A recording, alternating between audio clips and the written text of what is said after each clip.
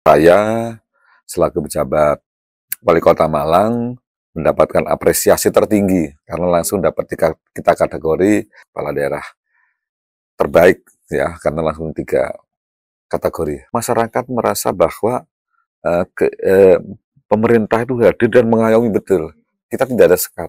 Dari staf saya ngantar surat sampai dengan jabatan tertinggi di pemerintah daerah.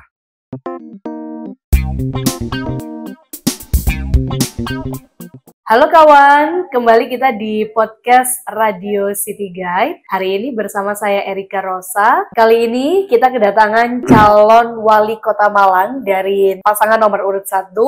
Ada Dr. Insinyur Wahyu Hidayat. Halo Pak Wahyu. Halo juga, Assalamualaikum. Iya, Waalaikumsalam warahmatullahi wabarakatuh. Gimana Pak? Sehat Pak Wahyu? Alhamdulillah, harus selalu sehat. Ini hari ini kita mau ngobrol banyak bersama dengan Pak Wahyu Hidayat kawan. Ini ngobrol tentang bagaimana personality beliau, kemudian juga program-program, harapan-harapan besar yang dibawa beliau untuk Kota Malang tercinta. Kita tahu Kota Malang dengan perkembangannya yang luar biasa, tapi juga tentu Malang masih menyisakan beberapa PR ya. Mengawali perbincangan kita hari ini, Pak Wahyu Hidayat ini sebagai penjabat Wali Kota Malang, kemarin kurang lebih 1 tahun. 10 bulan 17 hari. 10 bulan 17 hari, 1 tahun kurang sedikit. Pak Wahyu menjadi penjabat Wali Kota itu juga baru-baru ini, kurang lebih 2 bulan yang lalu, mendapatkan panen penghargaan atas kinerjanya pada waktu menjalankan tugas sebagai penjabat atau PJ Wali Kota di tahun 2023 sampai dengan tahun 2024. Boleh diceritakan Pak Wahyu? Ya. Penghargaan yang seperti apa sih yang kemarin diterima? Langsung 3 kategori? Iya, langsung 3 kategori. Jadi itu memang satu prestasi yang memang sangat membanggakan karena Pak Menteri Dalam Negeri sendiri menyampaikan secara langsung bahwa kinerja terkait dengan kepala daerah yang saat ini dinilai itu merupakan satu penilaian yang memberikan pemahaman kepada masyarakat bahwa pejabat kepala daerah yang ditunjuk oleh Bapak Presiden itu memang betul-betul mumpuni, betul-betul bisa menjalankan amanah ini sesuai dengan yang diharapkan oleh pemerintah maupun masyarakat. Maka pada saat beliau menyampaikan dalam sambutannya pun memberikan satu kebanggaan bahwa ini prestasi yang luar biasa. Karena pejabat kepala daerah ini kan selama ini mungkin karena ini ada pilkada serentak, makanya diadakan. Jadi ada kepala daerah itu ada yang 1 tahun, 2 tahun, malah ada yang lebih. Nah itu kan sudah seperti pejabat seperti kepala daerah dan kewenangannya sama. Untuk itulah maka kemarin Pak Mendagri menilai kebetulan saya selaku pejabat Wali Kota Malang mendapatkan apresiasi tertinggi karena langsung dapat kita kategori dan beliau langsung menyampaikan bahwa ini adalah kepala daerah terbaik ya karena langsung 3 kategori gitu Mbak. Iya, dan di sini Pak Wahyu ini menjadi satu-satunya penjabat yang langsung meraih 3 kategori. Langsung 3 kategori, iya. Yang lain barangkali mungkin hanya dapat 1 atau 2 gitu aja ya. Pak Wahyu ini satu-satunya penjabat atau PJ Wali Kota Malang pada saat itu yang langsung dapat 3 kategori sekaligus. Apa saja kategorinya? Kategorinya itu pertama kinerja total. Jadi kinerja keseluruhan yang diberikan hanya total. Kemudian yang kedua adalah terkait dengan pelayanan publik. Kemudian yang ketiga adalah kesejahteraan rakyat. Ini jadi memang kebetulan juga kinerja kategori ini yang kategori yang memang paling dilihat oleh kementerian.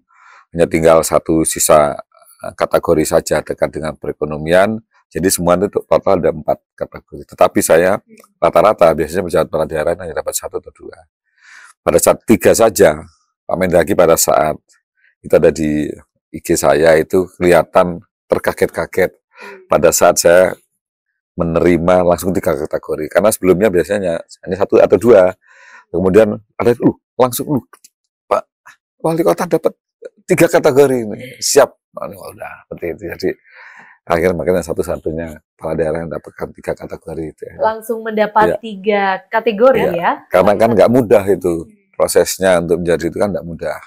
Gitu lah Pak Wahyu, harapannya. apa modal yang kemudian menurut Pak Wahyu bisa membawa Pak Wahyu langsung dapat 3 kategori sekaligus sebagai pejabat atau PJ Wali Kota pada saat itu? Ya, saya memang mulai awal masuk. Mungkin karena saya di Sekda juga sudah agak lama, ya kurang lebih sekitar 4 tahun. Kemudian pengalaman saya pada saat ya mulai dari bawah, saya pernah jadi camat ya. Karena rata-rata dari kepala daerah mungkin bisa jadi tidak pernah jadi camat dan kemudian menduduki beberapa kepala dinas. Kemudian yang kedua juga background saya, karena Pak Mendagri pada saat juga bertanya, background saya ini kan tata kota, ya. Kemudian saya juga pernah dikuliahkan oleh Bank Dunia di Belanda, juga jurusan tata kota. Kemudian yang ketiga ini mungkin karena saya paham dengan kota Malang, ya, karena saya asli Malang, itulah. Itu membuat saya paham situasi pemerintah yang ada di kota Malang dan mengorganisir perangkat-perangkat daerah itu kan juga perlu ada butuh sesuatu manajemen ataupun pendekatan yang berbeda. Lah itulah maka saya bersama OPD-OPD yang ada di sana, termasuk juga saya bagaimana merangkul masyarakat, karena salah satu indikator juga penilaian saya itu, saya banyak inovasi, terobosan-terobosan dan pendekatan kepada masyarakat yang memang saat itu dibutuhkan. Contoh seperti saya ada program Hobi, saya langsung datang ke masyarakat, langsung belanja masalah, ya ngobrol voice ya itu, karena saya lihat selama ini ada kesenjangan antara pemerintah dengan masyarakat. Masyarakat haus, tetapi selama ini tidak pernah ada perhatian dan lain-lain oleh pemerintah. Maka karena haus ini harus ada ngombe kan gitu. Kebetulan pas saya juga ngombe, singkatan dari ngobrol voice Ilakes itu kayu bersambut, masyarakat sangat antusias dan yang sangat disenangi oleh masyarakat program saya itu adalah saya tidak hanya mendengar, mencatat, tetapi mencari solusi saat itu juga. Lah itu terobosan itu juga mendapat satu pertimbangan sendiri oleh oleh Kemendagri, karena mereka kan melihat tidak hanya apa yang dilaporkan tapi melihat ke bawah. Kemudian juga dengan beberapa inovasi lain yang menurut saya pendekatan-pendekatan itu memang sangat dibutuhkan. Termasuk juga penyelesaian permasalahan yang lama tidak diselesaikan. Itulah akhirnya banyak hal. Karena tiap penilaian ini kan tiap evaluasi tribulanan. Selalu saya dievaluasi. Dan alhamdulillah tiap kali saya dievaluasi nilainya sempurna. Nah itulah akhirnya pada saat saya sebelum mundur itu mendapatkan. Dan banyak pertanyaan juga Mbak Erika bahwa dianggap ini kerja katanya sebelumnya atau ini adalah kok pada saat saya sudah mundur kemudian mendapatkan prestasi itu. Nah ini yang perlu disampaikan kepada teman-teman Mbak Erika. Jadi penghargaan ini kepada sosok pribadi saya, Wahyu Hidayat, gitu lah. Jadi di pialanya itu nama saya, gitu loh. Jadi kalau memang itu namanya Pemkot Malang, pemerintah Kota Malang, saya nggak berhak menerima karena satu saya sudah mundur. Nah itu banyak pertanyaan, wah dianggap wah ini. Tapi kata tiga piala itu nama saya semua. Itu memang oleh Pak Mendagri, ini sosok pribadi, bukan dari, karena namanya juga penghargaan kepala daerah berkinerja terbaik. Gitu. Dan ajang penghargaan itu memang untuk para pejabat, Pak ya? Iya, hanya pejabat kepala daerah saja, bukan yang definitif. Ya, pejabat kepala daerahnya kan sudah di tahun kemarin itu sudah di atas 80% rata-rata kepala daerah di Indonesia ini kan semuanya pejabat. Itulah kita berkompetisi di situ. Nah, itu yang kemarin mungkin juga banyak sekali kita tahu ya, terobosan, inovasi dari Pak Wahyu Hidayat, kadang pemimpin baru datang ke rakyat, Itu ketika acara-acara seremonial Iya, saja. betul.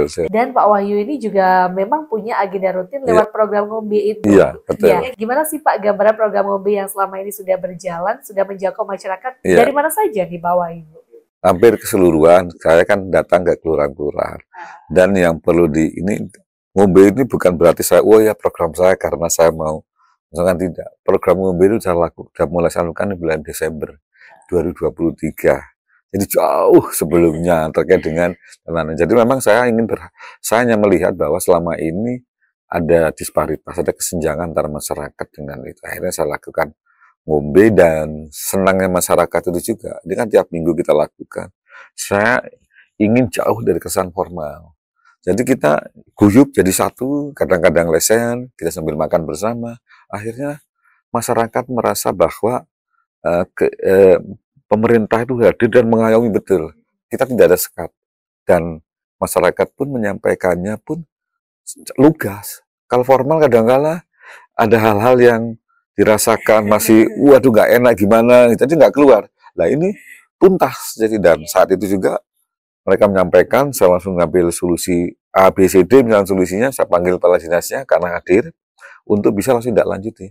Karena selama ini kalau kita tiba, oh ya, nanti saya akan ini ya, itu tidak akan selesai. Dari depan mereka selalu saya minta kepala dinas solusinya jadi tek langsung tidak lanjuti. Dan dinas tentu langsung akan bisa bergerak karena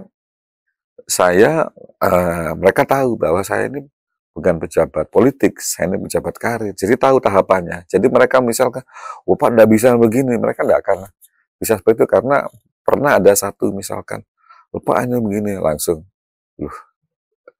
Saya ini mulai dari Bali ini jangan lupa ya saya ini. Oh iya Pak, maaf Pak saya udah. Akhirnya mereka tahu.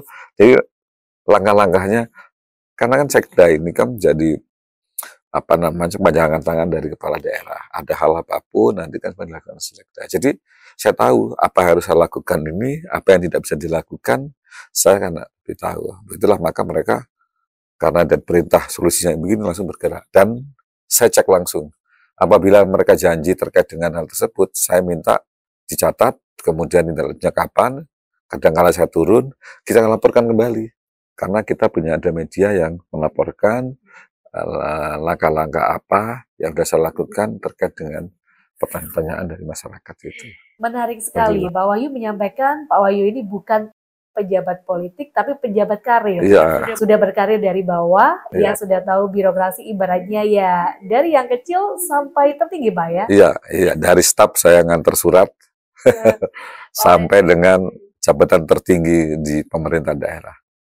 Pak Wahyu, ini yang mungkin jadi pertanyaan kita bersama ya warga Malang Raya khususnya, apakah program-program seperti ngombe yang dimana itu menjadi satu sarana masyarakat berinteraksi secara langsung dengan pimpinannya, itu nanti akan tetap dilaksanakan saat seandainya Pak Wahyu terpilih? Yakin saya dilaksanakan, karena itu jadi media saya. Salah satu contoh Mbak Erika, saya membuat program unggulan-unggulan, saya membuat visi misi saya, ya, yang voice berkelas, itu salah satunya dari ngombe. Karena saya tahu secara langsung di lapangan seperti apa permasalahannya dan saya lihat langsung.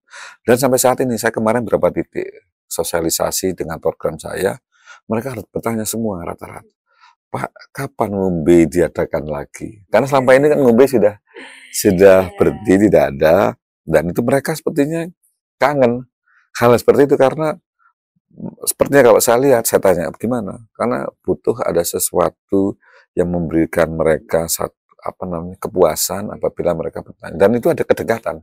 Nah kami walaupun tidak bertanya begitu, paling nggak kami menyapa, bercanda begitu, mereka merasa tenang gitu. Nah itu ditanya, Pak, kapan ada mobil lagi?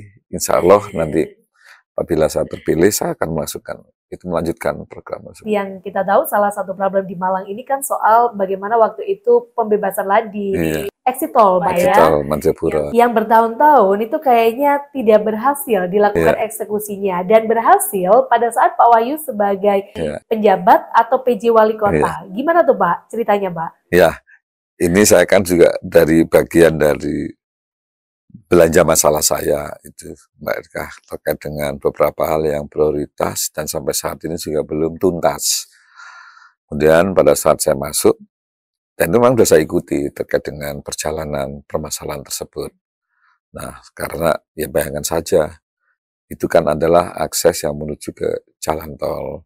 Dan orang-orang yang akan mau menuju jalan tol, pasti akan orang-orang yang ingin cepat. Dikejar waktu, kemudian menuju lokasi yang diinginkan itu sesuai dengan jadwal yang mereka harus melalui jalan tol. Padahal sekarang menuju ke sana, ada hambatan di sana, itu kan membuat sehari-hariannya macet panjang kan seperti itu. Jadi mereka yang menginginkan datang ke sana untuk cepat jadi terhambat. Itu mereka merasa terganggu. Kemudian belum lagi ada laporan juga saya dapatkan tuh bahwa apabila malam hari itu banyak kejadian kecelakaan. Karena betul kan tembok rumah itu ada di tengah jalan. Hanya satu kendaraan aja itu bisa lewat. Mereka yang tidak pernah melalui situ, apalagi malam gelap, sering terjadi kecelakaan di situ. 7 tahun nggak selesai. Akhirnya saya melihat secara mana dan saya mempelajari, kemudian saya bertanya kepada beberapa hal yang terkait dengan tersebut. Kemudian saya juga lihat regulasinya seperti apa, ya sudah, saya tegas saja. Jadi satu saya perintah, kita memulai baru, ya. Memulai baru itu tidak berarti kita lihat kronologisnya, kita kembalikan ke awal. Supaya prosesnya itu tertata sesuai ketentuan. Nah, kita mulai baru, kita mulai awal lagi, saya koordinasi dengan pengadilan, dan lain-lain, dan akhirnya saya putuskan, oke, langkahnya adalah 1, 2, 3, 4, langsung dilaksanakan. Ada hambatan, mereka lapor, saya kasih putuskan, saya kasih solusi. Sampai dengan akhirnya, saya dituntut oleh pihak ini lebih banyak lagi, kan, lebih tinggi lagi, karena tahapan seperti itu.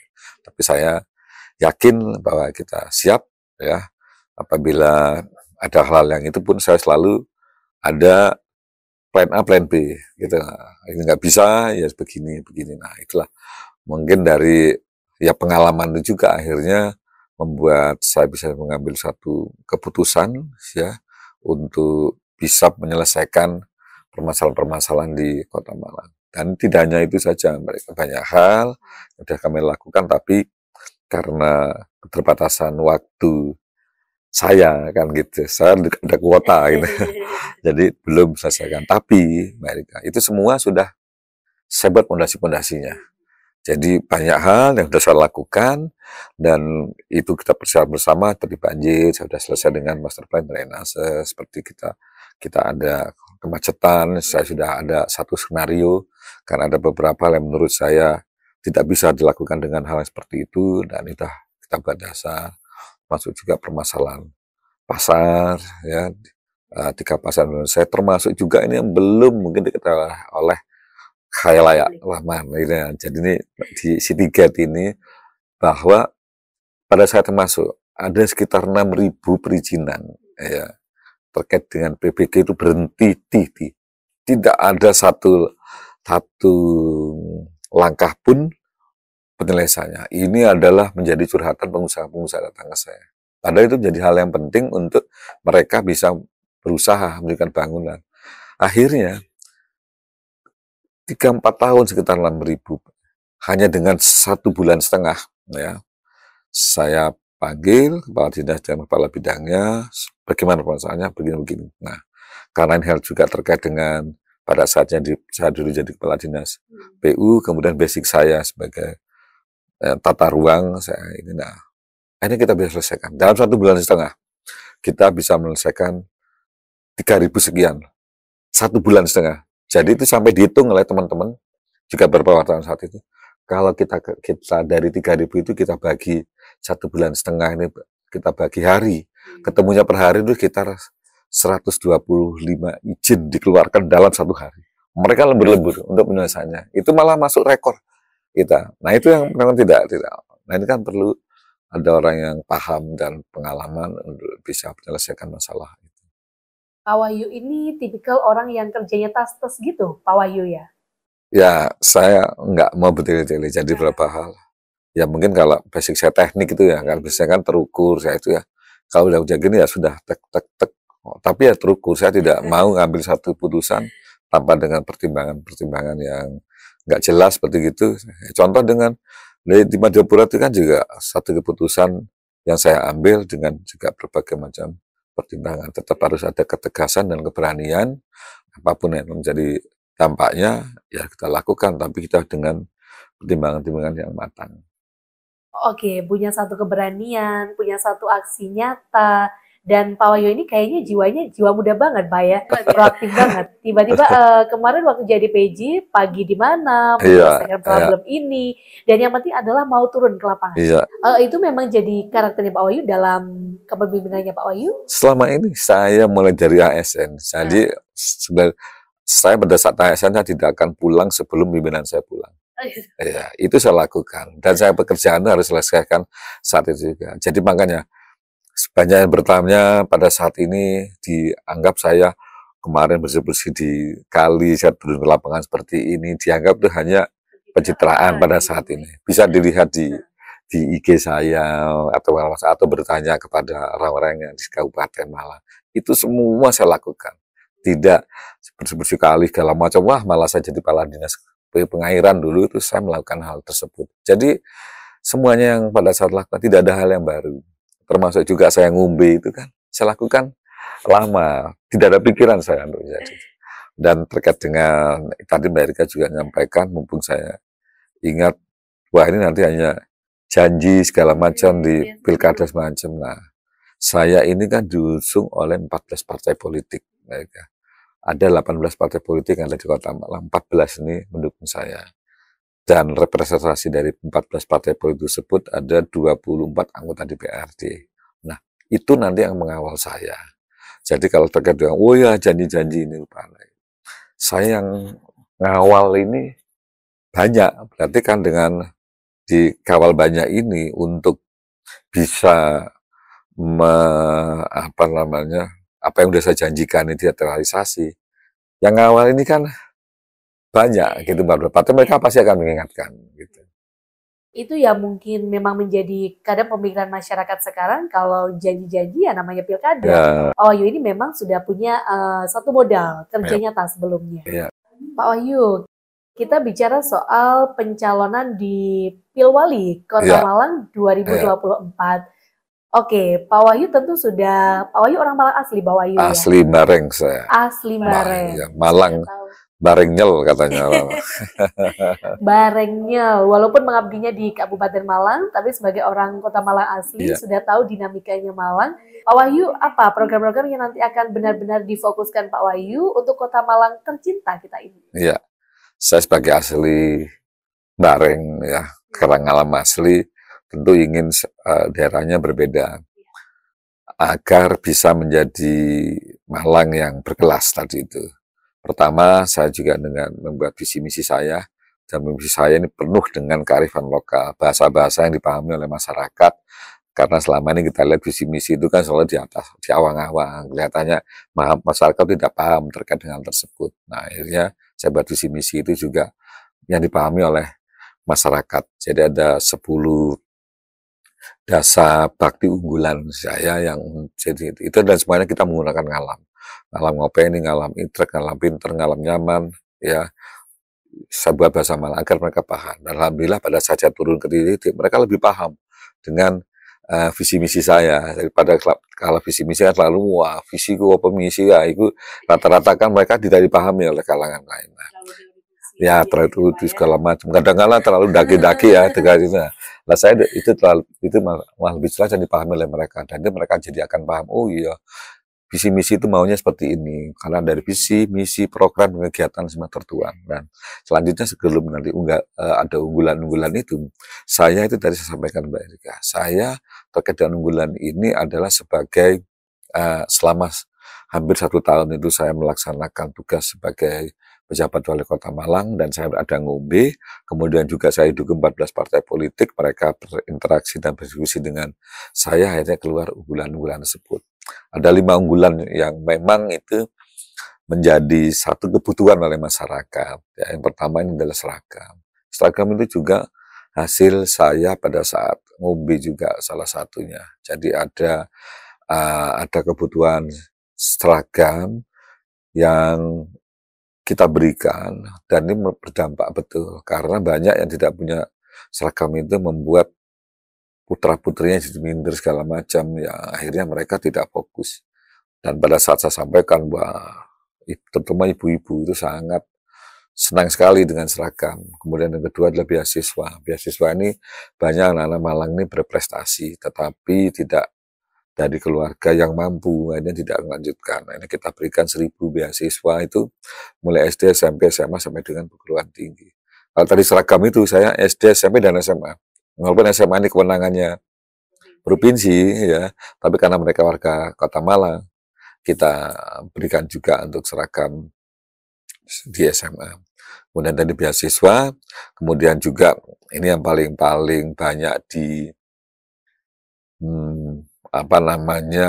disukai juga, dan mereka bertanya terkait dengan dana pembangunan saya yang 50 juta per RT per tahun, ya itu juga yang akan menjadi saya, karena ini saya dasarnya adalah yaitu ngombe itu, saya ke bawah, mereka menginginkan hal tersebut. Kemudian yang keempat adalah terkait dengan 1.000 event, saya akan membentuk Kota Malang menjadi kota event, tidak hanya terkait dengan bagaimana kita melestarikan budaya-budaya yang ada di Kota Malang, bagaimana kita mendatangkan di grup musik dan lain-lain ya, kemudian juga spot tourism yang ada, jadi bisa bertanding di sini. Itu adalah 1.000 event yang berdampak kepada UMKM, karena otomatis kalau kita ada event akan ada UMKM yang di situ yang bergerak. Nah, kemudian yang terakhir ini adalah janji saya terkait dengan penyelesaian sarana prasarana perkotaan, banjir, kemudian kemacetan, parkir, pasar yang nggak selesai, termasuk juga memberikan kemudahan ataupun memfasilitasi terkait mereka yang saya ingin menurunkan pengangguran. Jadi mereka yang belum bekerja, yang layak, juga akan kami fasilitasi. Jadi untuk kemudahan mereka untuk mencari kerja, itu. Itu yang tentu juga banyak menjadi satu harapan masyarakat Malang gitu ya. Ya. Pak Wahyu, terakhir, apa komitmen seorang sosok Wahyu Hidayat ketika nanti terpilih sebagai Wali Kota Malang? Saya apabila terpilih tetap akan melaksanakan amanahnya dengan baik.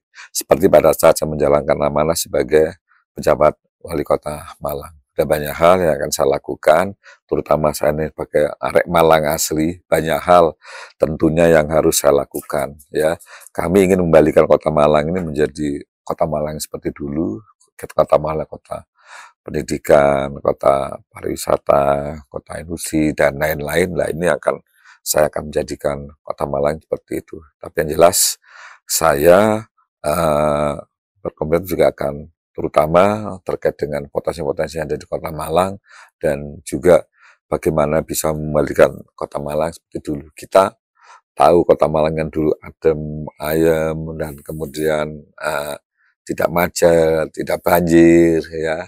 Banyak hal yang memang harus banyak kita lakukan seperti keinginan-keinginan masyarakat. Jadi saya ingin mewujudkan hal tersebut dalam visi misi saya, yaitu Boys berkelas. Kenapa berkelas? Saya ingin Kota Malang ini naik kelas. Kalau udah Kota Malang naik kelas berarti mulai kesejahteraannya, perekonomiannya, itu semua pasti sudah akan dirasakan oleh masyarakat Kota Malang. Gitu. Baik, oke, itu tadi obrolan kita bersama dengan Pak Wahyu Hidayat.